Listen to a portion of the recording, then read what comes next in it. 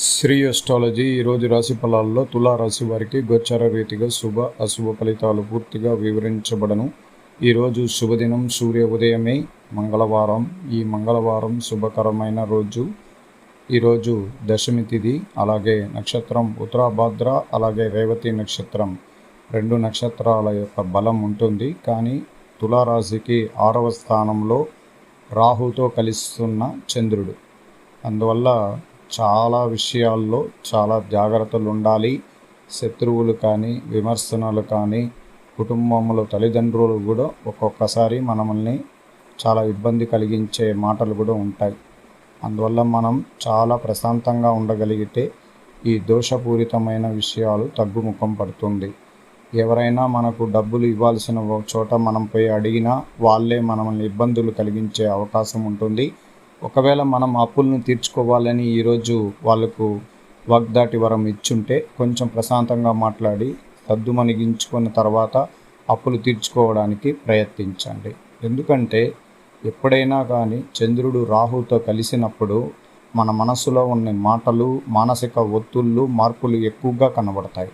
ఆ రోజుటి దినం మనం ప్రశాంతంగా ఉండాలి. చాలామంది తెలుస్తూ ఉంటుంది, ఒక రోజులో మనం చేసిన చిన్న తప్పు వల్ల అది పెద్ద స్థాయిలో సంవత్సరాల కొద్దీ ఉండే అవకాశాలు కూడా ఉంటుంది. ఆ చినికిపాటి చిన్న సమస్యనే పెద్ద వ్యవస్థలోకి తీసుకుని వెళ్తుంది. అందువల్ల అలాంటి విషయంలో చంద్రుడు ఎప్పుడు బాగలేనప్పుడు మనం ప్రత్యేకమైన శ్రద్ధ తీసుకోవాలి. ఒకటి, చంద్రుడు 6వ స్థానం కానీ, 8వ స్థానం కానీ, అలాగే 12వ స్థానంలో ఉన్నప్పుడు ప్రత్యేకమైన జాగ్రత్తలు తీసుకుంటే చాలా వరకు మెరుగైన ఫలితం ఉంటుంది.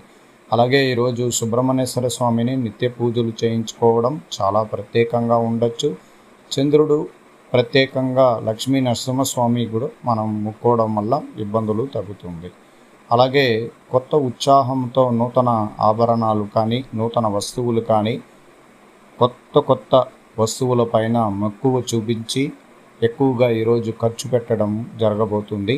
అలాగే కొద్దిగా దూరపు బంధువులు, స్నేహితులతో ఈరోజు కలిసి గెట్ టుగెదర్ ప్రోగ్రాములు నూతన ఉత్సాహంతో ఉండగలుగుతారు.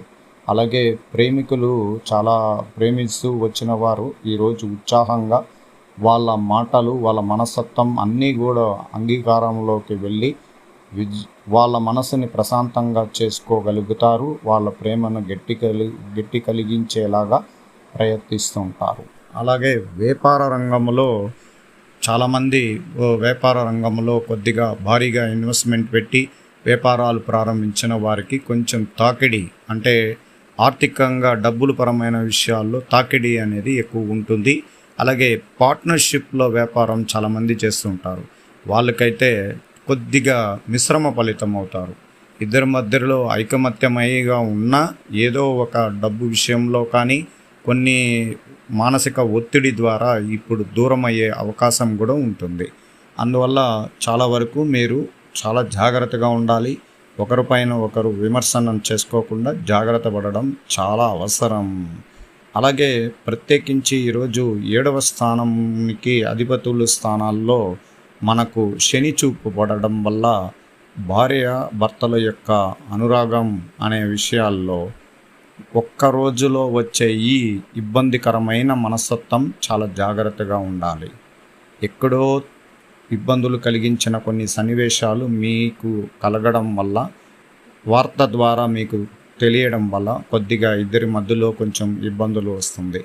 అలాగే ఎప్పుడో జరుగుతున్న కొన్ని చిరు సంఘటనల ద్వారా, అనుమానం అనే పెనుభూతం ద్వారా భార్యాభర్తల్లో ఐకమత్యం లేకుండా ఇబ్బందులు పడే అవకాశం ఉంటుంది.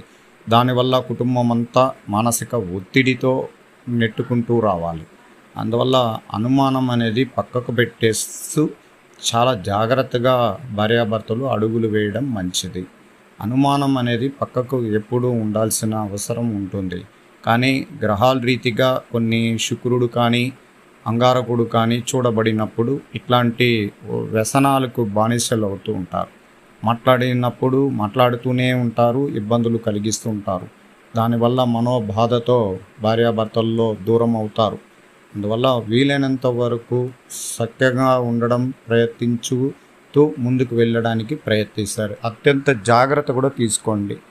మనం కంటితో చూడనిది కానీ మనం వినలేనిది కానీ కొంచెం జాగ్రత్తలు తీసుకుంటే కూడా మంచిది.